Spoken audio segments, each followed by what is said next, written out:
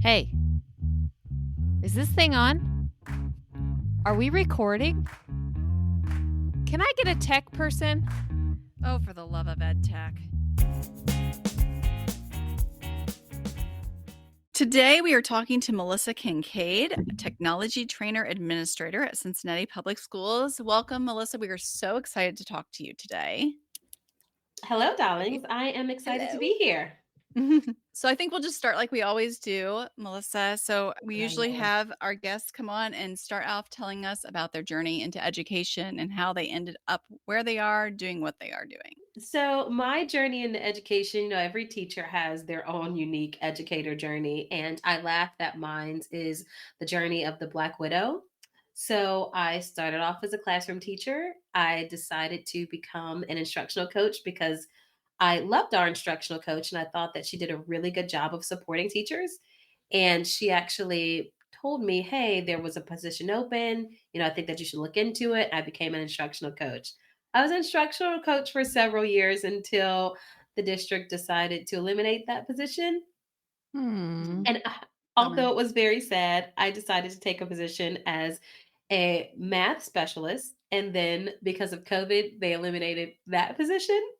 That's that's why Yeah, I'm the Black Widow of the trend. district. Yeah. Um, so I went back into the classroom during COVID, which was very difficult. Moment of silence. Shout out to all of the teachers that were in the classroom during COVID, making it work, losing their minds, but wrapping their arms around their babies anyhow. Mhm. And after I survived teaching in COVID for that year, I took the position that I now have as a technology trainer administrator, which I absolutely love because I am in the position where I can truly support teachers and their journey to incorporate educational technology into their practice. So, how can technology integration enhance the teaching and learning experience? So I think that it is first very important to separate those questions, right? So Okay. many times we talk about teaching and learning as if they're one and the same, Mhm. and they are, but they're not. So when we're talking about how technology enhances the teaching experience, it's a little bit different than it enhancing the learning experience for the student. So with the teaching experience, technology really should be a tool that the teacher uses in order to be more efficient. The humanity of teachers is often left out of the conversation. We are Mhm. human beings that do not live to work. We have outside responsibilities and interests and families and passions that may or may not have anything to do with our job. So, integrating technology as a teaching experience really should be what are those tools that are out there that make the job more efficient, make the aspects more easier and quicker to accomplish? And most importantly, how can I use technology to do those aspects of my job that are not about analyzing student behavior or Mhm. emotions or learning path? So, for example, I may not need to grade all of these papers by hand when I can use an AI enabled tool to give me feedback. Because then I can use my time analyzing that feedback and matching it with what I know about my student and their human life and the social emotional aspects of their learning environment that I think may be impacting their work. That's what AI can't do, right? That's what Mhm. technology can't do. It doesn't Right. understand the humanity of the tiny humans that are sitting in front of you. So, integrating technology as a teacher really should be doing the non human elements so that they can concentrate on the human elements and have a holistic wraparound service for the student and their family. Now, integrating Yeah. technology as a learning experience is a little bit different because the students are entering into a world where they need employable skills that teachers may or may not have. And that's a Mhm. hard conversation to have with teachers because they're beautiful, wonderful, and brilliant at what they do. But they have chosen a career path that may be completely different than what their students would choose to do. However, they are the gatekeepers of the skills that their students have when they enter into those choices. So it's actually very nuanced, and we have to make sure that we are giving our students the experiences that they need with the possible tools that they would need to impact the world they're going into, which looks Mm, vastly different than the world that we went into when we were their age. right. Yeah, for sure. And that's kind of all about exposing them. I know you do a good job of like exposing or working with teachers to expose them to opportunities, for those skills. And So, that is the fun part of my job, right? Is I really do mhm. get to be the one that shows teachers what's out there. I get to show them what's possible. That's why I love working with our conference, because it's kind of a showcase of what's possible out there. But it is very difficult for them sometimes because they balance so much. So we have to find creative ways of reaching our teachers so that we can see them what so that they can see what they have out there, to also eliminate some of the teacher burnout that we see day Yeah. in and day out. Yeah, which Yeah. what do you think is the best way to support teachers in that effort? I believe the best way to support them is to involve them as a student first. So many Okay. times, the introduction of a new technology to our teachers is an email from an administrator or above saying, "Hey, we purchased this thing for you and we want you to use it. Here's a website that has webinars and videos about how it's used." And the teachers don't even know what it is. So Yeah. it's very important to never lose sight of the fact that our teachers are learners too. And they chose a profession where they can be continuously learning. And also, because technology changes every single day, everyone is always learning in the world of technology. Those that are creating the technology, those that are utilizing the technology, those that are teaching with it, learning with it, training with it. Everybody's learning something new almost every day because it changes so quickly. So when we're helping to support our teachers with how they utilize technology, it's very important to let them experience it as a learner first. See how this program works, not because we've told you about it, but because you've experienced it. Once they can experience the technology and its value, then they have the skill set to truly determine how it can be best used in their practice. What are some of your favorite ways to get teachers excited about something? Oh, I honestly think that my favorite way, and I wish I did it more, is co teaching with them. Mm, So we work with a vast diversity of teachers in their interest and experience with technology. Some of them hear the word computer and they already freak out. Some of them hear the word computer and they've jumped down the rabbit hole, 18 Mm. feet deep. So, what I really like to do is when I'm introducing something new that I think a teacher may be interested in, is to go into their classroom and essentially teach a lesson with it, because again, that wraps back around to what I said about the teacher being a learner. Their job in that moment is not to teach the technology or the lesson. Their job in that moment is to see the impact that that technology has on their students and decide, is this something that I feel is a would engage my students? Is this something that fits well into my students' learning path? And also, is this something that I feel that I can manage well? I do a good job of managing students with technologies because I give them a lot of freedom and I have the demeanor where I'm okay with that. You could come into my classroom and it would seem like it was a 14 ring circus, but I can see what my students are doing and the level of creativity that that has sparked in them. And I'm okay with that. Not every teacher is okay with that. And that's actually okay. We're not going to shame teachers for what they are and are not ready to handle, right? They're mhm. human beings too.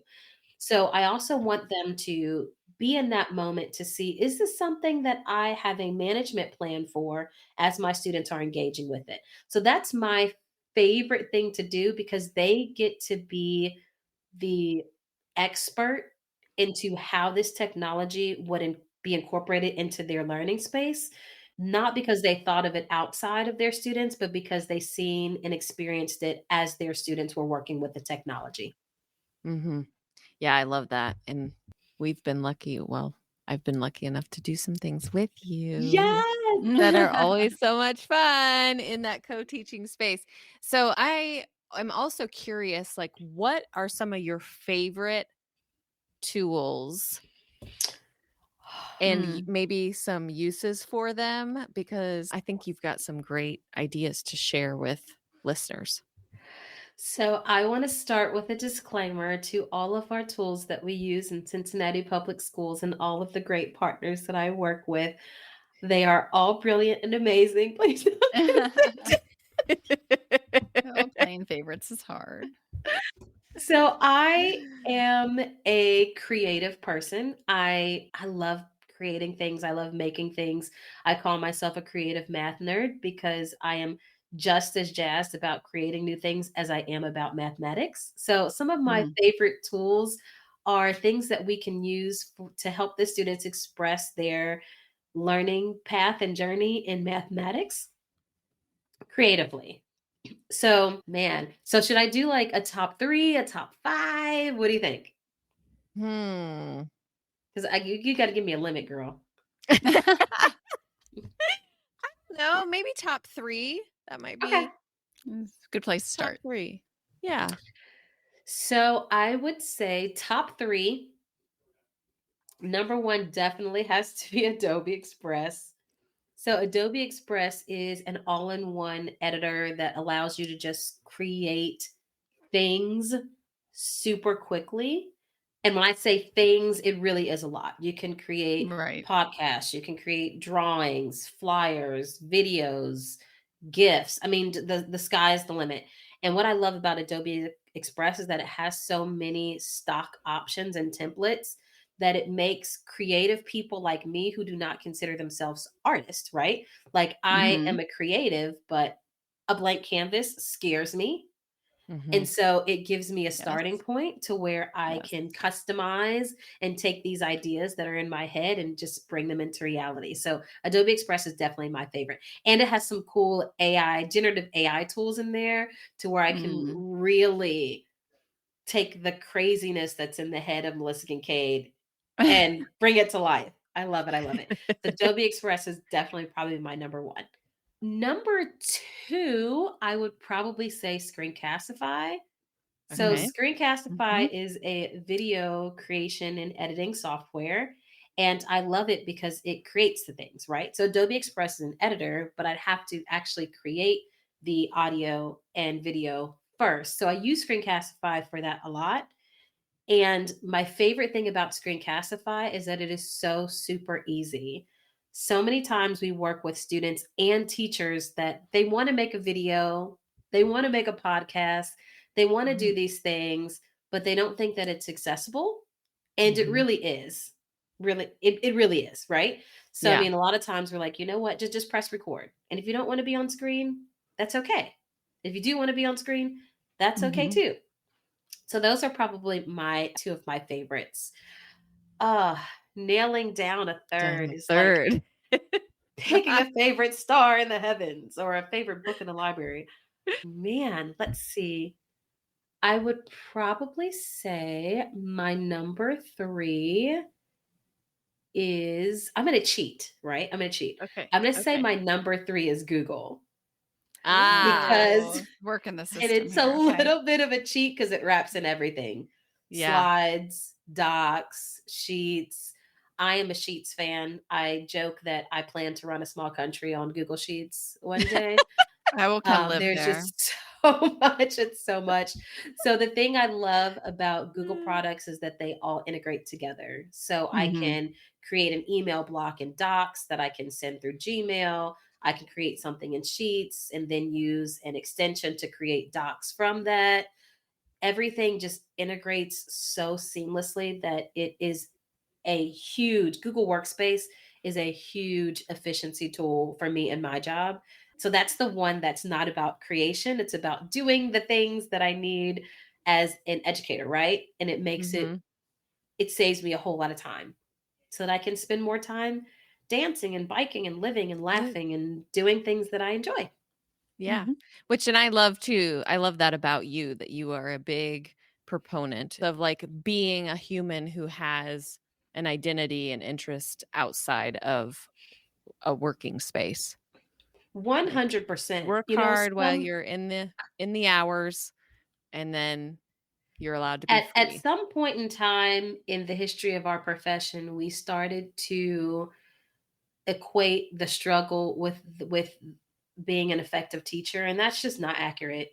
There are effective teachers that leave right after the buses leave, and there are ineffective teachers that are still in their classroom at 8 p.m. And that is the reality. How much time someone visually sees you doing work does not determine whether or not you are a good practitioner. You are a good practitioner if you can create a solid learning journey that takes the student's interest and current achievement into account. And you could spend hours upon hours developing that path, or you can know every tool in the book to be able to create that learning path in minutes. It's kind of like a doctor, right? If you have a good surgeon, they're going to spend the time on your surgery that it takes for you as an individual. Mm-hmm. And if they're a good surgeon, they've been doing this forever, that could take them half the time as someone who doesn't know what they're doing, right? Yeah. And so at the end of the day, I want the surgeon that knows what they're doing. If you can get it done in 5 hours, then get it done in 5 hours. If you get it done in 2, get it done in 2. Just take care of me. That's what we need to do with our students. We just need to take care of them, but we also need to take care of ourselves. The students are not serviced if we are dead. If we are emotionally dying, if we're physically unwell, the job does not get done without our teachers. Right. Yeah. I think that's really important.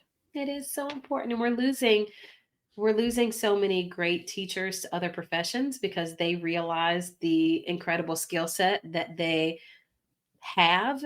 And so we need to start recognizing that skill set and keeping our teachers and training them and supporting them, because we need them doing the good work here to really build our communities for our future.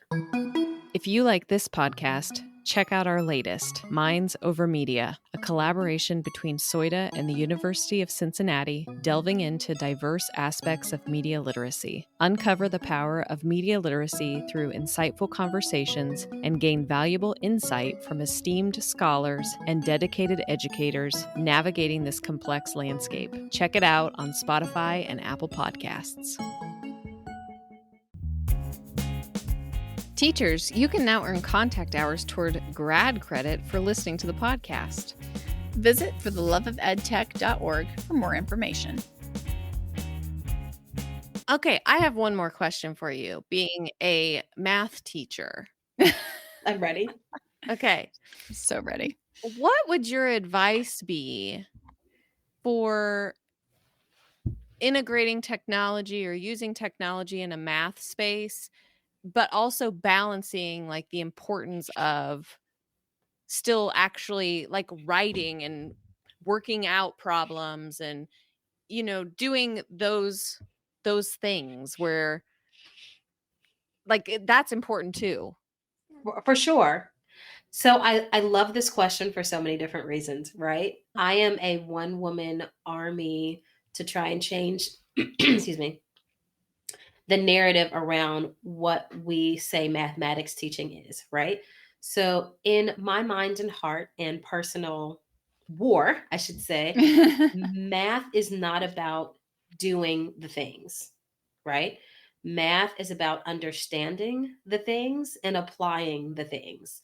So, when we talk about the incorporation or the integration of technology into math class, it doesn't seem like it fits if your math class is all about procedures and doing the things and writing the things. To be a good mathematician is so much deeper than that.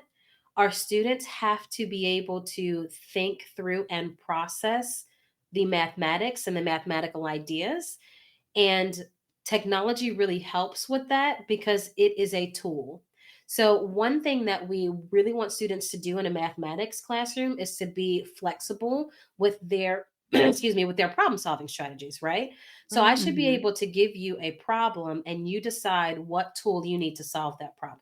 And that may not be what I need, right? If I'm trying to figure out which one of these jugs of milk I should buy. Should I buy this one for this price and it's 6 in a pack, or this one's 2 for this, or this one's on that sale? I should be able to choose how I make that decision, right?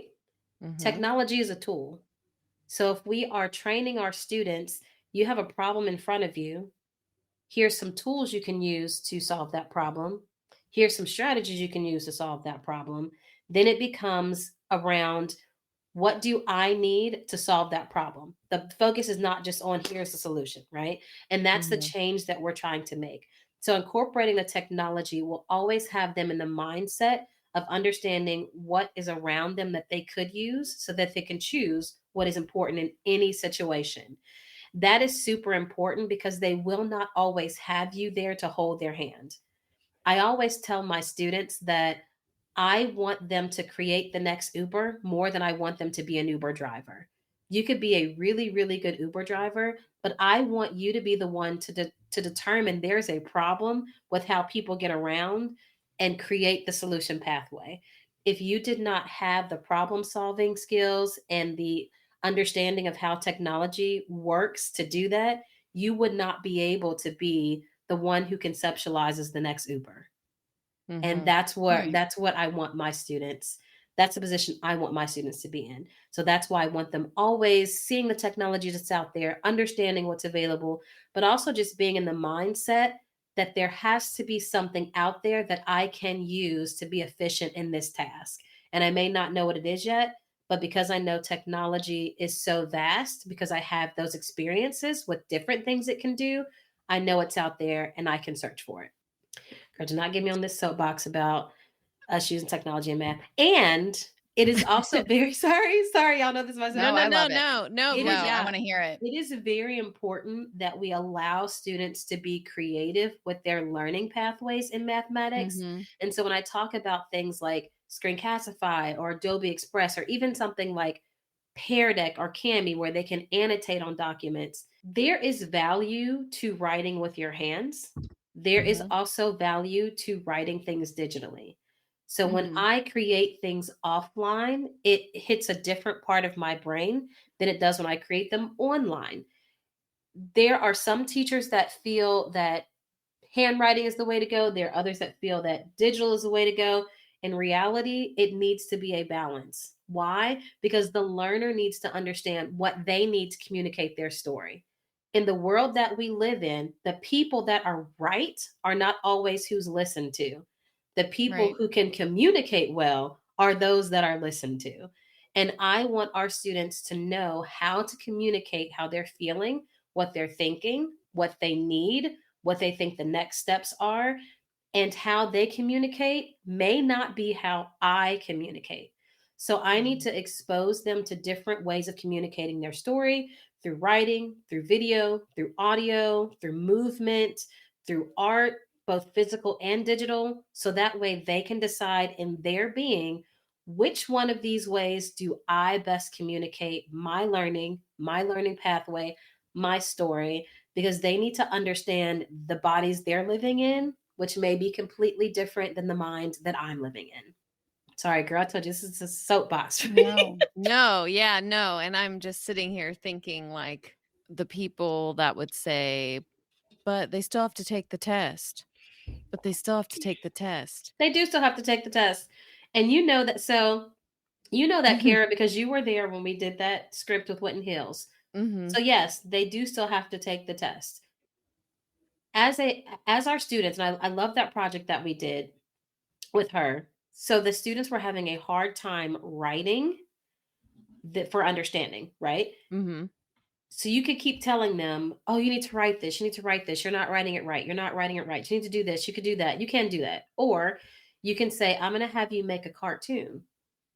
But before you can press play, you have to write a script. Why?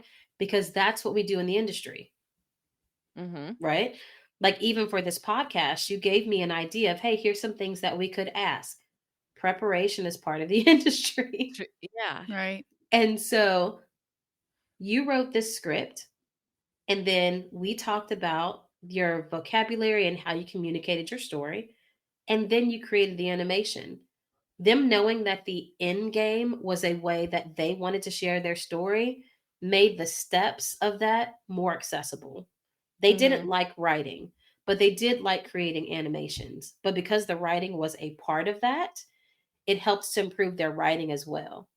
Yeah. Then when they're writing on their tests and oh, this is just like when you wrote your script. Oh, okay, yeah. Now they don't have a problem writing Look at that. Yeah. Yes. because writing is part of the process. It's not a punitive end game. And so you can take those out. The unfortunate reality that we're in right now is that states have decided there's only one method that they are willing to accept you communicating your learning, right? Right. No educator agrees that that is best practice, but for reasons outside of our control and most likely due to, finances and all of those things that we don't have control of, the state has decided, hey, this is how we're going to have kids communicating their learning. That's another fight for another day. But for right now, there are creative steps that can get them to that same goal if you're willing, and I'm willing. Well said. Thanks for listening to our For the Love of EdTech podcast. We hope you enjoyed our conversation today and learned something that you can use with your own students. You can find the show notes, resources, and more at www.fortheloveofedtech.org. For Love of EdTech is produced by SOITA, the Southwestern Ohio Instructional Technology Association, in partnership with Think TV and CET, the local PBS stations in Dayton and Cincinnati.